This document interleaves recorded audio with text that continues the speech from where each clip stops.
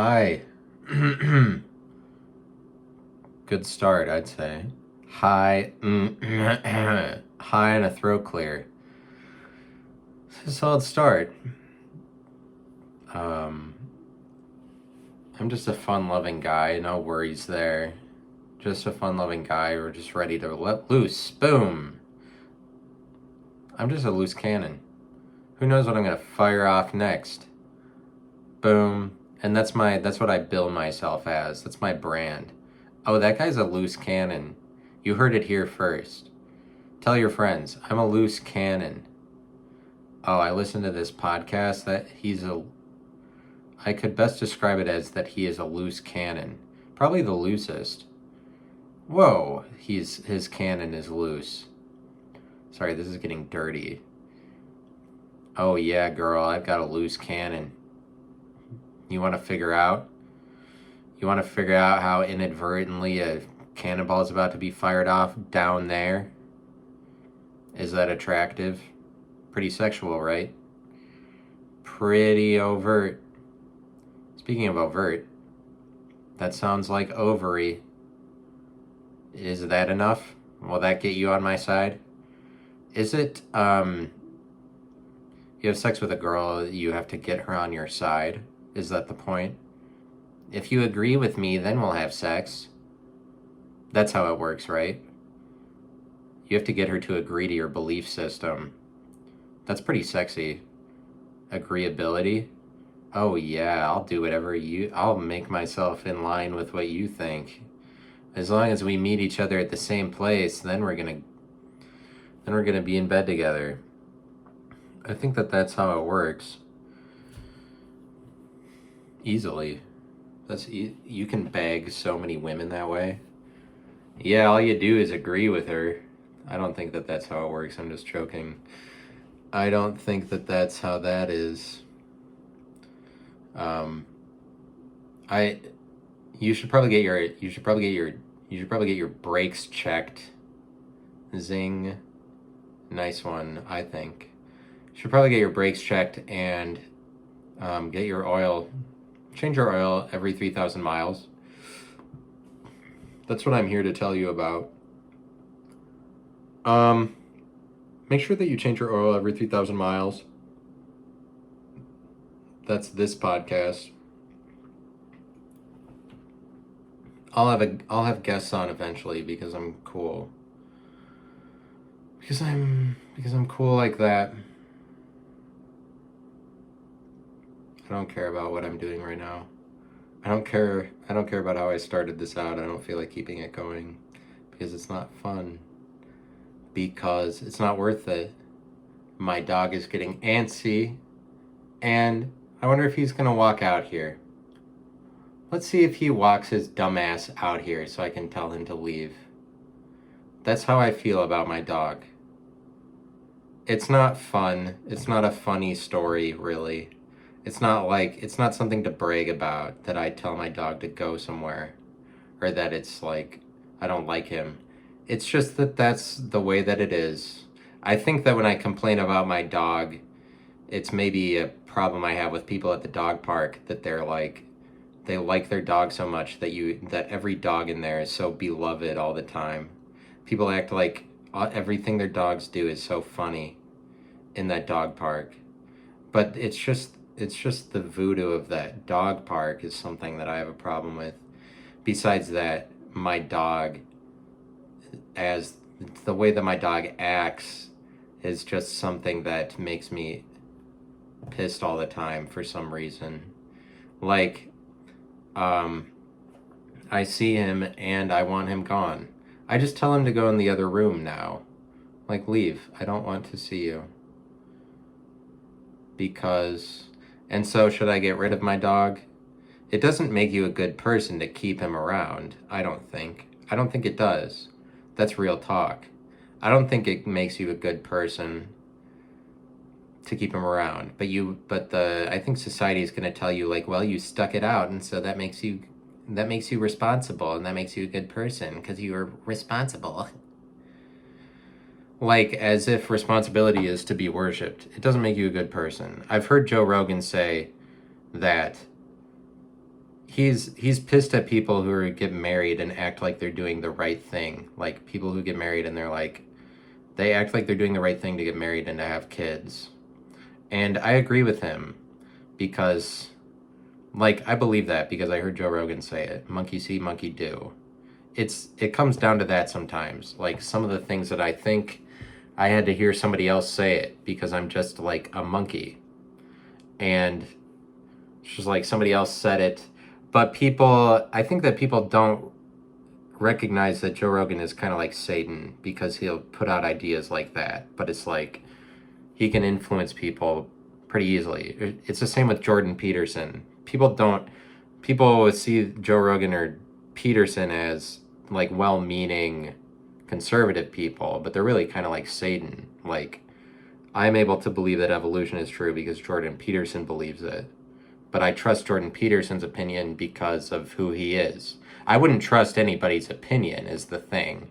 That's why I get to listen to somebody. It's because I believe in one opinion, but I don't. I filter out so many opinions, like so many people I see. But then there's a couple that I'm like, okay, I would listen to that person, and then if they believe it, then I'm like, then I start to believe it, and it's that much stupidity, like you just see it or you hear it and you're like, oh yeah, me too. But what isn't stupid is choosing the person to listen to. So like Joe Rogan says things like that. He's like, you don't have to, it doesn't mean anything to be related to your ancestors. I've heard him say in one of his stand-ups, doesn't mean anything to listen to your elders. That's bullshit.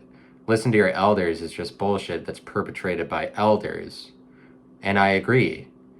And so then I repeat it to you in various forms because Joe Rogan said it. Isn't that stupid of me? But it's just because I agree with what he's saying. That unveils the mystery. Here, no. It's just, everything I say to you is just something that Joe Rogan said.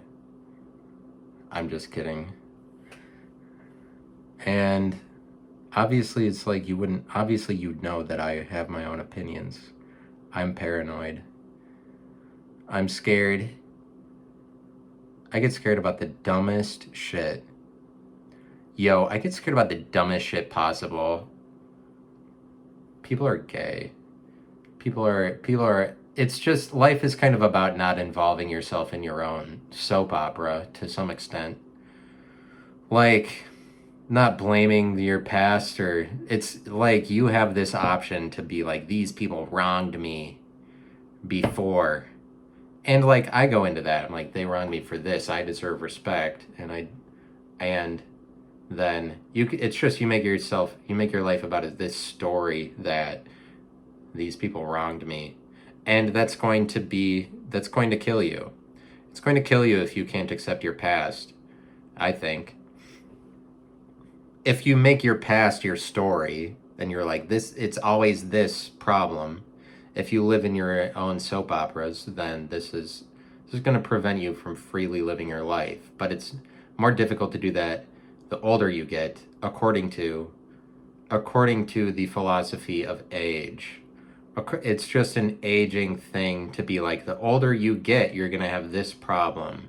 To give responsibility to age in any respect, to be like, it's because I'm getting older, that's why I'm doing this, or say to yourself, I'm not in touch with what is cool. Just use the word cool or use the word hip, and you're giving responsibility to ageism. Like, you give responsibility to, like, that you got older, when it's really, it doesn't actually matter that you got older, ever. It's really, the key is to ignore that part of it. But because if you ignore that, then it's never a thing that you're a different age from somebody else. If you're like, well, I don't know what the kids are doing. If you start saying that, then you're fucked. If you start worrying about how old you are, then you're fucked. You're like, I'm this age, and I have less to gain, or less that I'm able to do because I'm this much closer to death. It's just it's just like respect that you give to age, and then you identify yourself too much to that. But it's kind of like you can do that when you have lived this life, and then you have all these stories that happened before, and then you give respect to age just by playing into the stories. You're like, I was identified this way to this group of people back in the day, and this is who I am, or they wronged me, or I'm different now, or like being different now in the present, as if you have to give credit to what's happened to you before, like the way that people used to identify you. This is going to hold you back from being like, I'm different now. Saying that you're different now is dumb, because you're always different in every moment. You just got to let yourself be. Uh, you just got to let yourself be whatever it is. You just got to let yourself not be restricted to what people used to see you as, but you want to, like, here's what you want to do. It's not, I don't know what you do. I'm just talking about myself, maybe, but also I can separate myself from what I'm talking about. When I'm talking about these things, I'm not just talking about myself, but that's the way that, like, liberals want to make it. People that don't produce anything or don't contribute enough, they want to tell everybody who's making content that they're just talking about themselves, I would say.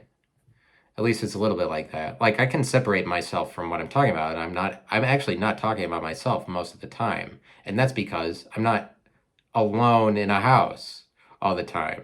I go out and I hang out with people. This is behind the veil. I go out and hang out with people. I have different experiences, and then this changes my opinions on things, or it's just like the state of things is different all the time. It's not like I'm so self-absorbed, and you would be self-absorbed. It's just that you would be self-absorbed if you didn't go out enough. It's just that the self is something that you can get trapped in just as much as you can get trapped in anything else. You can get sucked into the self. Like, you can get and I would know, like, seriously. I should be able to talk about that. You can get sucked into the self because it's like you can not be able to rise above that. And really what I'm talking about is getting sucked into yourself is thinking that when you're talking about things, you're actually just talking about yourself. That's what I'm talking about. You can fall into that lie where you think that what you're talking about always applies to you. But this is something that can be sold to you by the rest of the world. But it's easier for you to accept that that's true about your life if you um, if you really think that the things you're saying only ever apply to you, rather than that you're able to separate yourself from your experiences, separate yourself from other people, separate yourself from what you're saying. Like, an analogy that you come up with is obviously not directly about you. Like, an analogy, examples I bring up are not about me. They're about things that exist outside of myself. But being trapped by yourself would entail thinking that every analogy you came up with was just you, because if you're relating everything back to yourself in that way, by like saying that, oh, I'm coming up with that because I'm talking about myself, it's like beyond narcissism. But this is just an idea that I'm presenting to you, being trapped in the idea of self. And, like, being trapped in the idea of self, it's something that they bring up in school. They introduce definitions. I mean, the school I went to, they introduce the idea of a self-concept, but they do that at lots of schools, but they do that just in the world. They introduce, like, you need to have a good self-concept, or, like, it has to do with confidence, but there's just a lot of words that are related to self that are thrown at you, that you have to avoid the enemy fire of that. You have to ignore these self words that might apply to you, because there's a lot of them. They come in various forms, and I think that people bring them up to some extent to, I mean, well, I don't know why people bring them up, but you can just get trapped in these self words. There's, like, self-absorbed, self-concept, or just selfish. Selfish, like, self-concept does damage to the world. The idea of this, like, that you would need to consider your self-concept is already trapping yourself to the idea of self, because you're like, because if you're thinking about what your concept of yourself is, this is already like, you already know what's involved with something like that. That's already really self-absorbed. Um, like I'm saying, what would ever be the value in people trying to make you aware of your self-concept? Like, what would ever be you can't ever perfect your self-concept. You can't, that's not going to be good for you to go down that road of thinking like that you can improve on a self-concept. Be like, if I'm more confident, then I will like myself more. But I mean, it's not always bad. You can be like, I'm going to honor who I am. Self-respect is a good thing to have. It's just that these words are different kinds of awareness that you wouldn't need to have, that in some respects, if you give too much power to them, they're just going to be barriers between you and other people, because you're just focusing on yourself. Like, the words themselves are barriers between you and other people, but like focusing on that you're selfish is a problem, I'd say. Like, if you think that that's what you are, then, and you play into that at all, then the self is becoming a barrier between you and other people. Um, and that's something that you don't want. Like, so I would have a hard time seeing that there would be value in you thinking that you were selfish, because if you are selfish, then good on you. That's really for other people to decide. Like, you telling yourself that you're selfish, that you're shellfish, is not good. You saying that you are selfish, it's just, I could probably talk about the self, because I did a I do a solo podcast. You should be able to talk about the self. You should not be afraid of it, because that's what you're doing. Anybody who does a solo podcast, it's kind of you're like, but I mean, you kind of overcome the self to do it at all. To make this content, this is a battle that I fight. Like, people are just going to see me and they're going to see a person who is self-absorbed.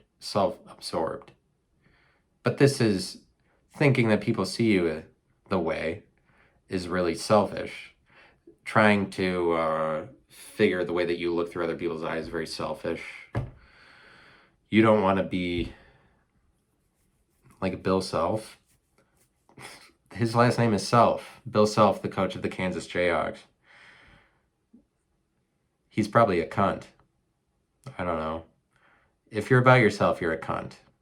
Like, what I'm doing so far, that's just a bunch of cunt speak about it. That's just a bunch of cunt.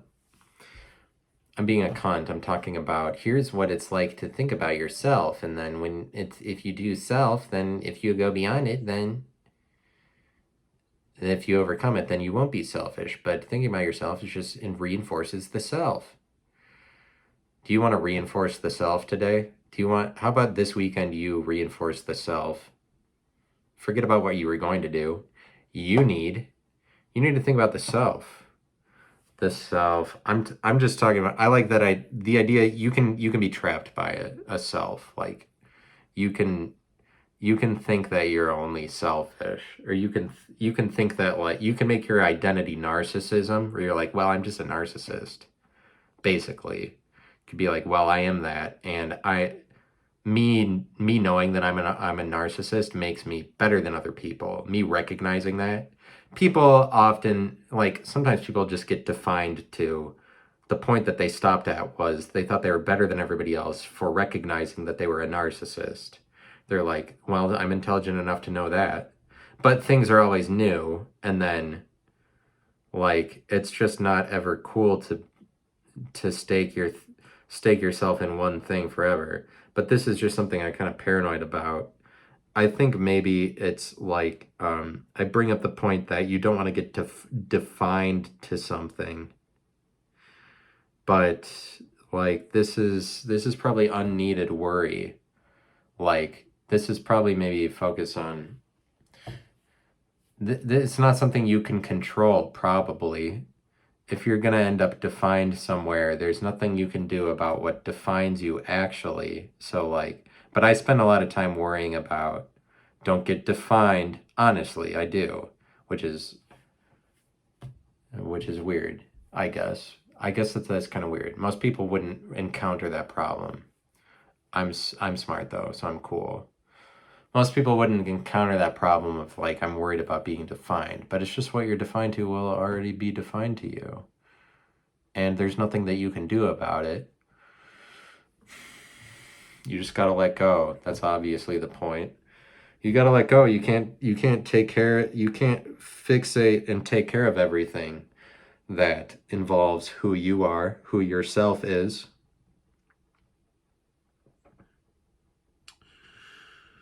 I don't like the 49ers. I don't like the San Francisco 49ers. They can go fuck themselves. They can. Those 49ers do. They, as far as I'm concerned, they can. But here's myself. Myself. It's just self is a pronoun, really. It's a pronoun the same way that is a pronoun. It's like in place of a noun. If you say this thing or that thing, that over there, the idea that includes any that exists. Any that exists, just like any object you can point to and say that that's a that. Any instance of a that, this is the idea that. That is a pronoun, it's a placeholder, it's in the place of a noun. It's in place of like all nouns. Any noun that you can say is a that. That is a pronoun. The same way that he is in the place of anybody who is a he. It's just this generalizing function that people use, that they put over things. And is there anything wrong with that? Not really. It's just dictated by popularity. At some point, people are like, we need a word to not directly describe the person. We need a word for a he so that we don't have to keep saying the name. But you can't do anything to prevent that because whatever group of people wanted that was totally successful at implementing that across all of society. And so I don't know that anybody's able to stop cisgender from eventually being something, a word that everybody has to use, but it's just an intelligence and like coming up with a generalized word we come up with more and more generalized words for where we used to have specifics, like that, like cisgender. That's a generalized word for that you were I'm a cis male, then you were I think that you're a male but you didn't change it. So that's a generalized word for that kind of person. But I don't like the 49ers because I thought about that I would say that I don't like them. You know what? I don't like the 49ers. They are too, it's just a formula. It's just a formula and fuck them. I don't like them. I can't really tap into what I hate so much about them right now. But you know who else I hate is so I don't like the 49ers. I don't like the Raiders. I don't hate them. I don't like the Raiders because who could like John Gruden? John Gruden is entirely unlikable. I think that it's pretty precious, the marriage that he has with David Carr. Like David Carr is his bitch, and David Carr just listens to everything that John Gruden says. David Carr is the quarterback of the Oakland Raiders, and they formed a beautiful marriage. I'd say, like in comparison to other marriages, that's one of the sturdiest marriages that I've seen. The marriage between David Carr and John Gruden. It's a profound marriage because like David Carr is a perfect wife. He's perfectly submissive. He listens to everything that John Gruden says.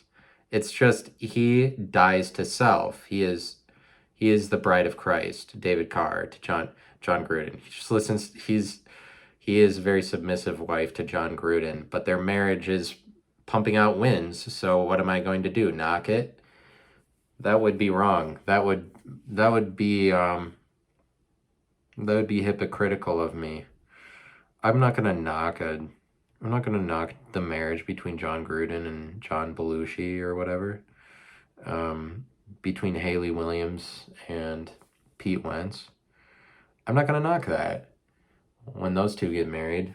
but that's actually actual man and wife potential eventuality. That's an eventuality that I'm exploring. The one where Haley Williams marries Pete Wentz. I'm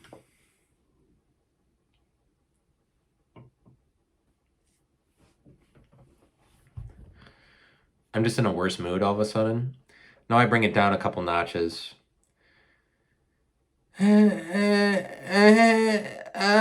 Because of what? Because I have to commit to 40 more minutes and I'm like not in the mood. I haven't been in the mood for like 10 days in a row. I don't know what the fuck is going on with that. It might, like, part of the problem is that I tie myself to currency, and when the market goes down, I feel like I'm a failure to some extent. Or it's like the market goes down, then I'm also down. But this is something I do because I take a risk. So I'm like, I'm going to make it about cryptocurrency. Let's see if that works out. Like, you don't need to listen to my recommendations on what you should put your money in because I like to take risks. So let me let you in on that. Like, if I'm like, you should put your money in this. Like, Ethereum is actually probably a good idea. The rest of them, I'm just throwing things out there. But I mean, Solana is the fastest blockchain. Okay. Solana is the fastest. Solana's going to ravage your children, is how fast it is. It's going to bring in the new world order. Solana is not going to stop for anything. Solana takes no prisoners. Nothing, same way that the Akron Zips do. With a name like the Akron Zips, you know that no bullshit is being left on the table. Everything's being cleared. Everything's out in the open. You want to talk real talk, you're talking the Akron Zips.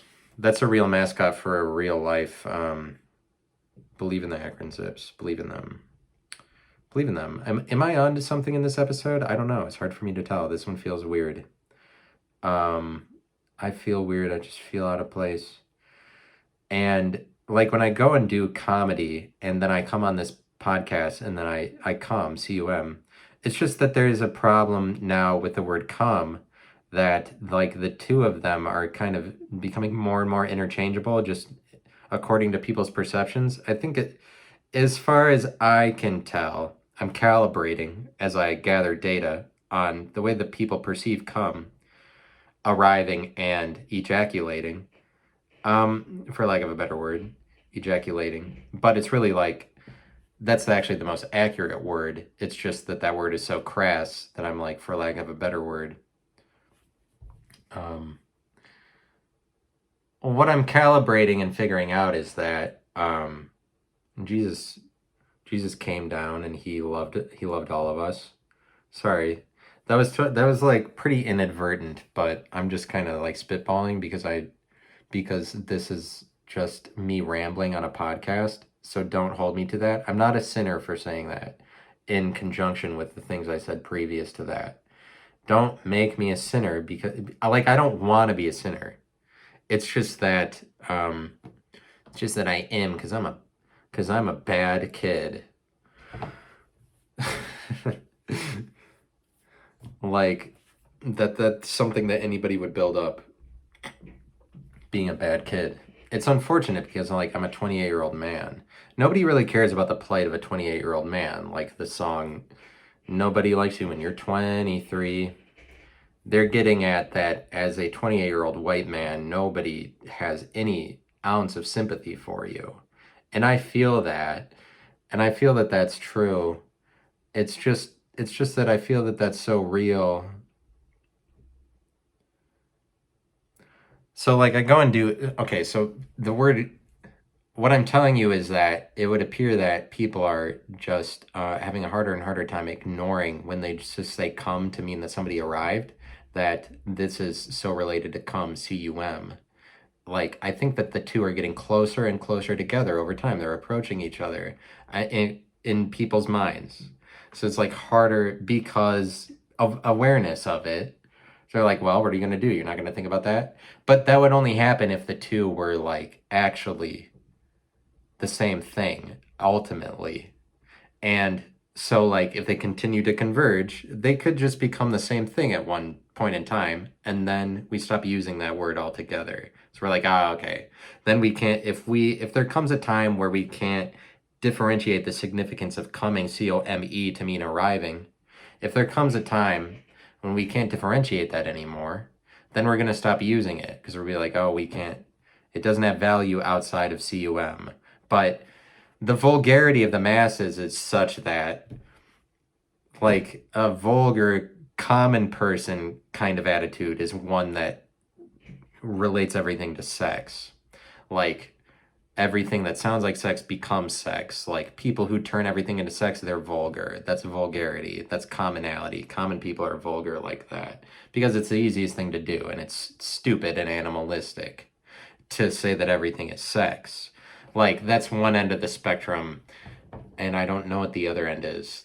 Like Christianity, like saying that nothing is sex. The other end of the spectrum is your mind has all the power. Conservatives are, I think they treat it more like a choice. It's all about you have complete choice. Like, conservatives treat kids like they're adults. They act like kids can make all their decisions for themselves. They act like everybody is responsible for their own thing. Is kind of a more Christian attitude.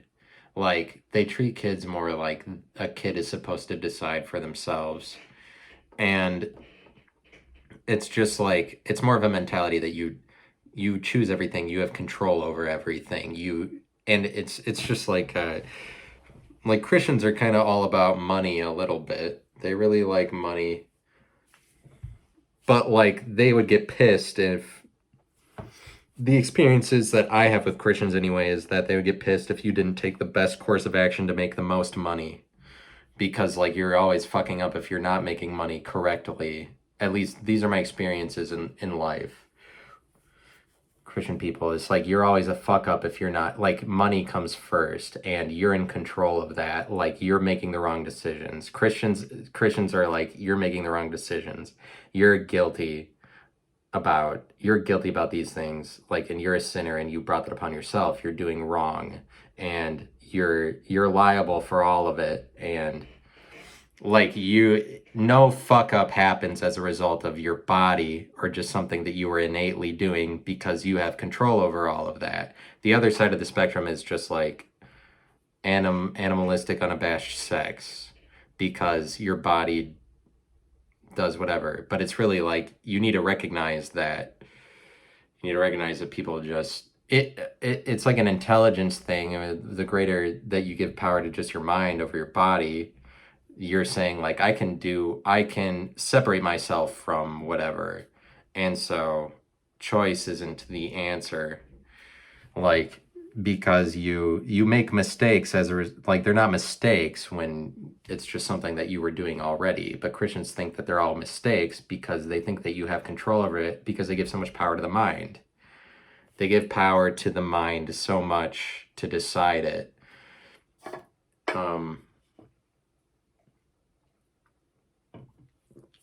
Believe you me, I'm worried about the convergence of the comes.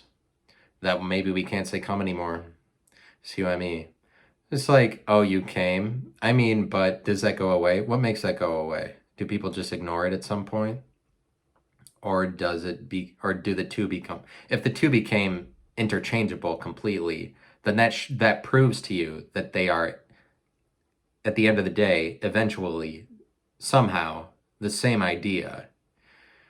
Like, I'm just saying, open your mind, think about how coming, arriving could actually just, in reality, from like a macroscopic point of view, from like a God's point of view, maybe that's actually just the same thing. The same way that rocket ships look like penises and airplanes look like penises.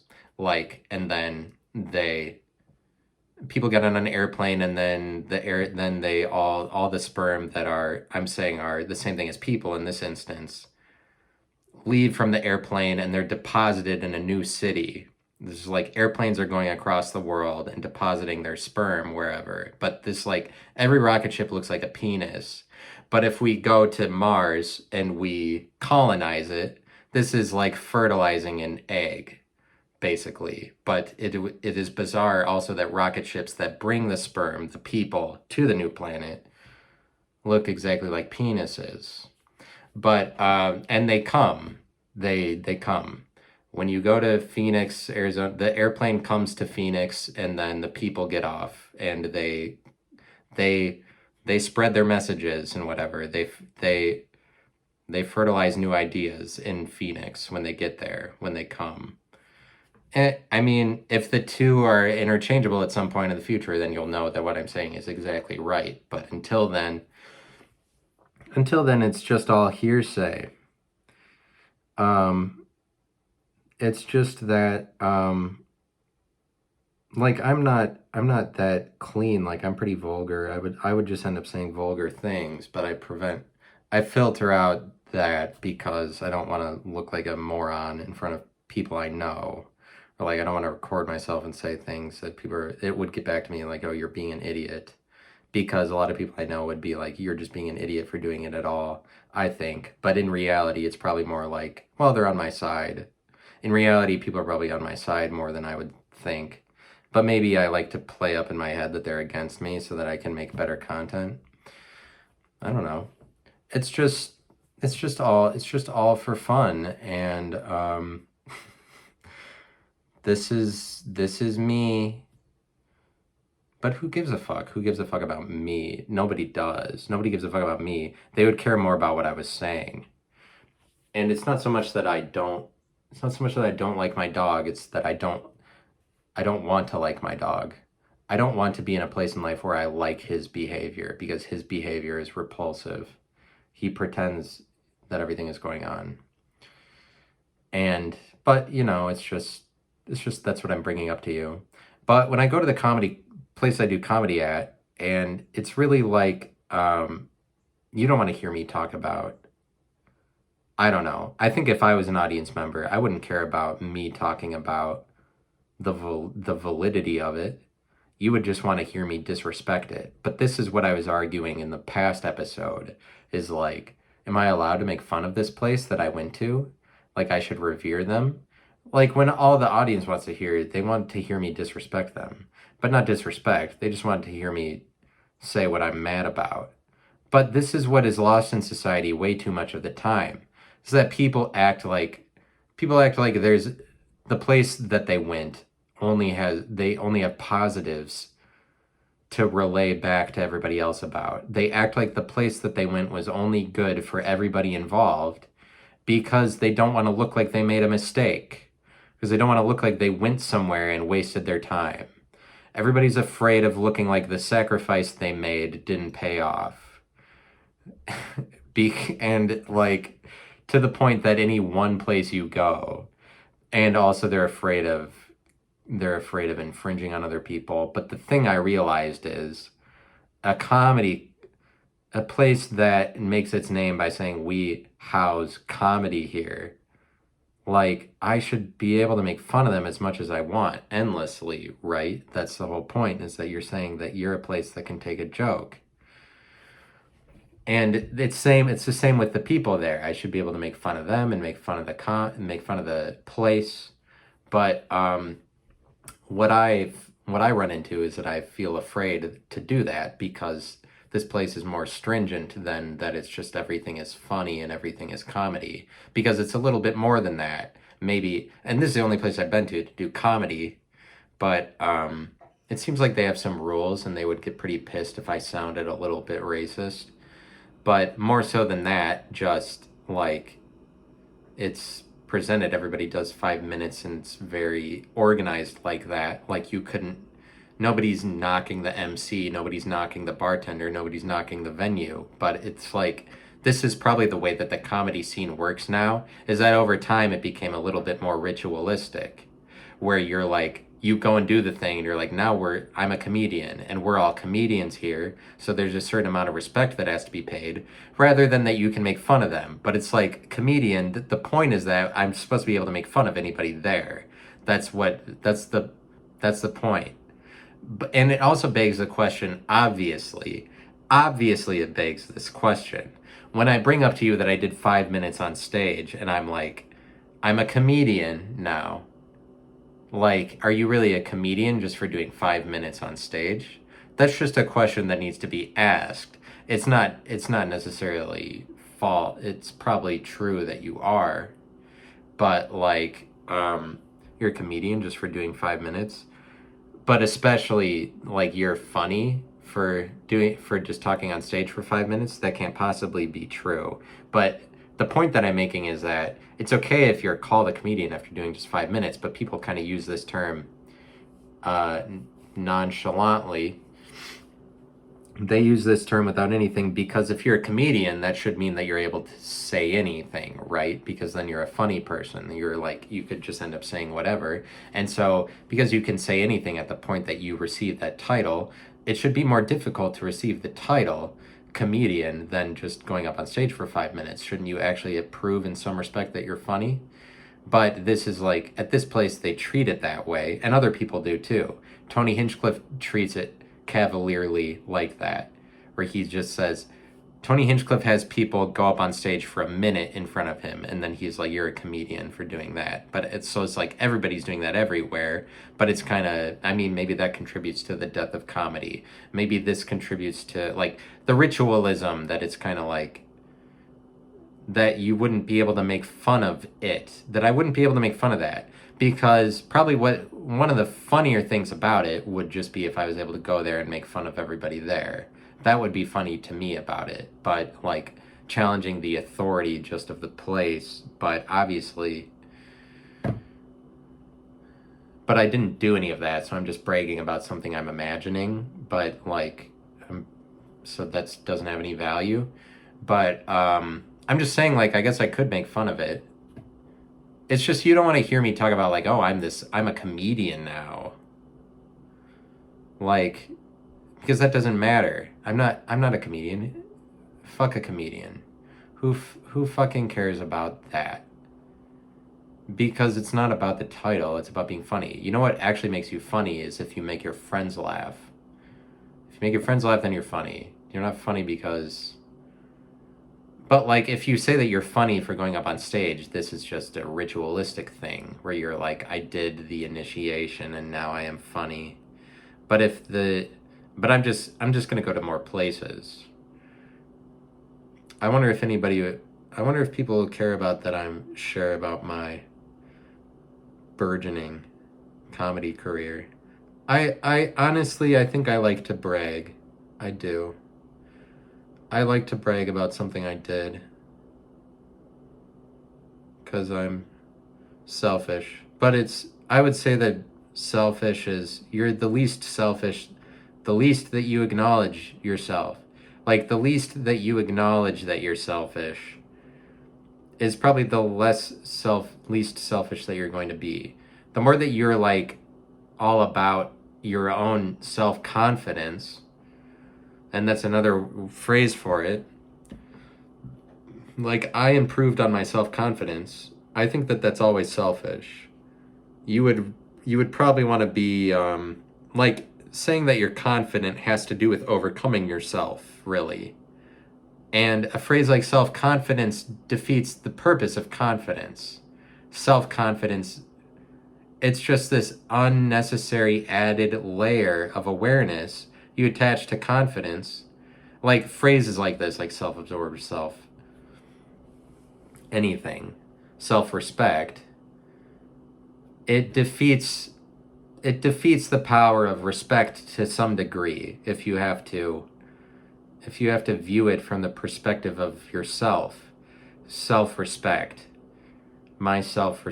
like your self-respect, because respect doesn't, if you're really going to be in the business of getting respect, you're going to have to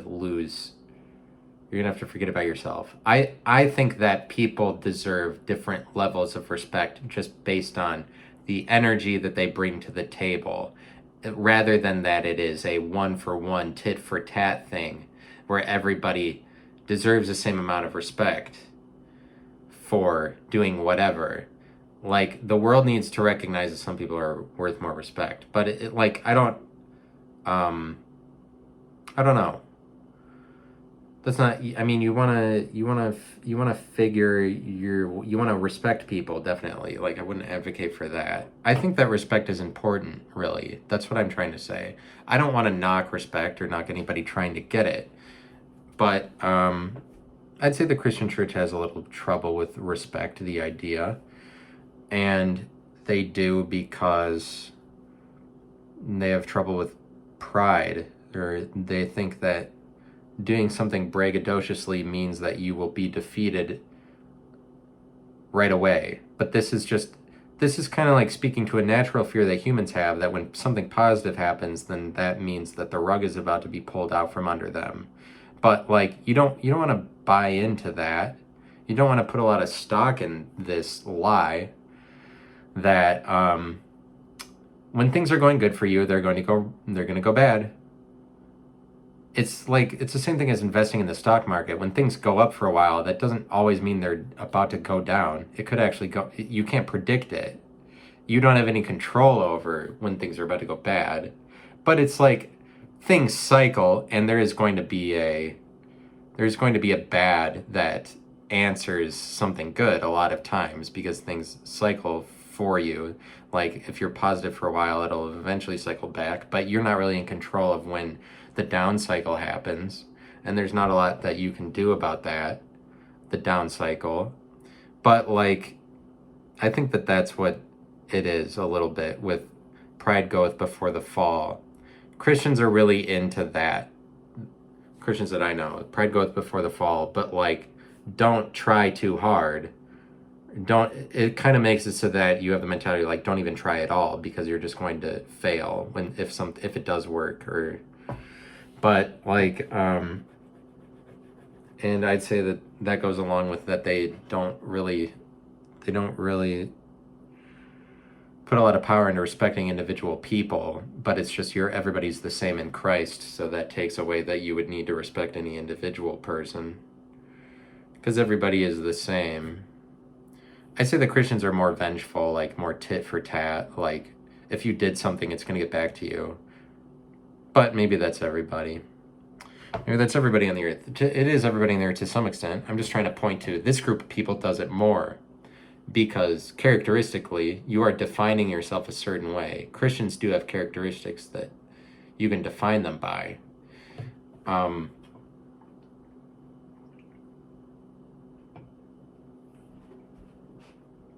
I think the low point in this episode was when I was saying that Haley Williams and Pete Wentz would be married. That didn't have any merit. I don't know what I was getting at. I was just throwing out names. That was just pop culture references. And how much value do those have anymore? None. Nobody. But like, I'm just making fun of references at all. References are dead. It's not the 90s. You used to be able to reference things, and then you would be humorous just for making a pop culture reference. Like, back more so when nerds ruled the world. But nobody rules the world now, so nobody's reference is cool. Nobody has a better reference than anybody else. It's just that it used to be the case that everybody was watching Cheers in the 80s, is what I'm talking about. It used to be the case that everybody knew who the popular band was. Like, so that you'd be like, you reference it, and then you're just like, you're in with knowing things at all.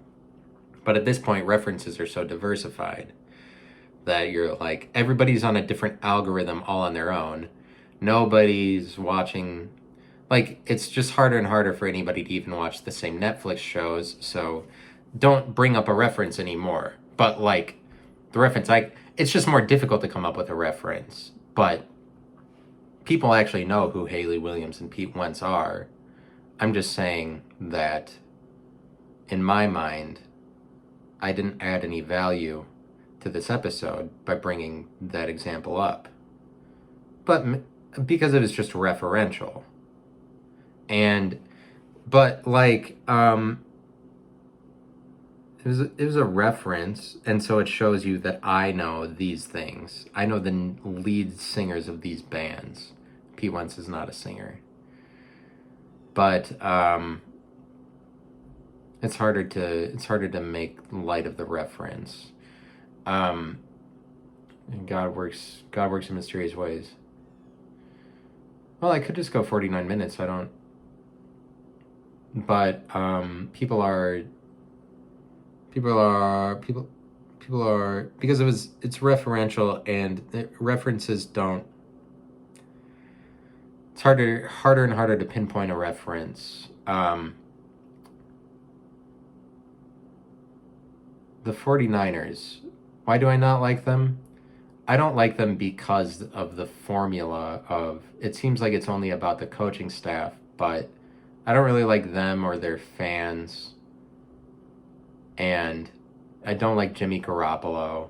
I don't when they win it just seems like a sham. I don't care. I'm glad that they lost in the Super Bowl that they played in when they had Jimmy Garoppolo, because the whole thing is just a sham. It's like a formula that the coaching staff is running. I don't like when they win. Like they could win at any time. I'm so tired of them. Who is the other team that I don't like that I wanted to say? I forget. I don't like the Bears, but that's just because I'm a Packers fan. I don't like the Bears. I don't really like the Bengals, and I don't find that I want Joe Burrow to succeed. I don't want Joe Burrow to succeed because the SEC, because he's from LSU and he's from the SEC. So I don't want Joe Burrow to succeed because there's something that the SEC does that's kind of bizarre, that they seem to build up a storyline during the course of the season for a team that they want, and then they, based on the collective perception of fan bases across the SEC, they build up a story about a figure or a team that fits the narrative for that year. It's kind of Disney. It's kind of, it's Southern. It's kind of Christian. It's kind of like, they build up a certain hero. Like they pinpoint the hero and they're like, this is the hero. But they did that really hard with Joe Burrow. I want Joe Burrow to pay for the success he enjoyed in the SEC, because they didn't. It makes it so that like he gets a pass, or like nobody's able to sack him, or I don't really know what it is. I'm kind of talking about the ability of crowds to narrate games, and they do this at some more profound level in the SEC, where they're like, Joe Burrow's just going to succeed because Joe Burrow is doing things that were downright miraculous. But it's like, I for some reason think that the crowd is able to read miracles into a person if that's the person that they chose is the hero for the season that year. And like, it seems like that's how it worked out for Joe Burrow the year that he won the championship, because he could do no wrong. He was just completely accurate all the time. And that he isn't 100% accurate all the time in the NFL just goes to show that, because he was doing things that it wouldn't have mattered who was defending, even if it was NFL level. Like he would fit in a pass or wherever, 50-yard touchdown passes just whenever he wanted, and at whatever stage, at whatever playoff game or big game. If it was a championship game, he's throwing 50-yard touchdown passes into very narrow windows, like as if he's the greatest prospect of all time. And I just don't believe that that's true. So I want Joe Burrow to prove to me that he's the chosen one, because literally that is the character that he became the year that he was very successful in the SEC. I want him to prove to me that he's the chosen one. And more so than that, I want him to fail at proving that to me, because I want to be right, or something like that, because I'm selfish. Or because, like, what business do I have wanting this guy to not succeed? He's just some guy. He's doing so much more than I have ever done, like, in accomplishing whatever in this domain of football. But it's good for Joe Burrow. I don't. It's just like those Hicks in Southern Ohio are like Joe Burrow. Joe Burrow sounds like the name of a quarterback that might succeed at Cincinnati. I mean, that's part of it, but it doesn't really have that much to do with Cincinnati. It's just I don't want Joe Burrow to succeed because it's the same thing as when Auburn goes and plays Penn State and SEC officials go up there and they're playing in Penn State. They're playing in Pennsylvania, and Penn State is a Big Ten college and Auburn is an SEC college, and they play Penn State on the road. SEC officials officiating the game. The SEC officials are trying to make it this SEC thing because the officials down there call a game differently than officials in the Big Ten, but it has to do with the way that they're influenced by the crowd and over a number of years. The officials make a lot of calls based on what the crowd is doing, and this in my mind is irrefutable. When the crowd gets angry, then they start calling things against the road team. And this is true. This is part of the impact of the home crowd, obviously. And it results in, over a number of years, that the officials in the SEC are calling games completely differently based on the culture of the South than in the North. And then when the SEC officials come up and they are officiating a game that is in a home team for the Big Tens, for a Big Ten team, they try to call it like an SEC game, and that involves a more Disney-ified way of doing things, more storytelling kind of thing, where Auburn is complaining about everything that the officials do that is slightly against them because they think that the game is supposed to be called for them because they're one of the more prominent teams in the SEC. They get more of the calls. Auburn is above the threshold in the SEC of teams that would get calls that are on the good side of things, that because they're Auburn, and the fan bases in the SEC respect Auburn more than other fan bases. And this game is, the officials were trying to be unbiased, but they actually couldn't be, and this came through in the way they officiated the game, very one-sided for Auburn. They actually were trying to help Auburn to a victory, and they would have probably tried to be unbiased, but they can't get that SEC stank off of them for having a career of officiating in this domain of games that's highly influenced by Southern culture.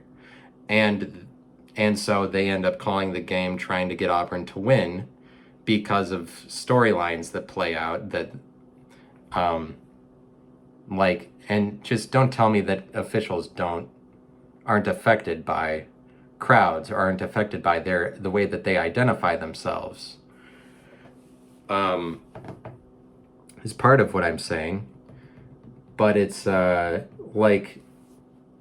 the SEC does this. They seem to be able to pick a team and they're like, this is the winning team, but Auburn is more of their darling team. Auburn is more of their team that they want to succeed when all else fails.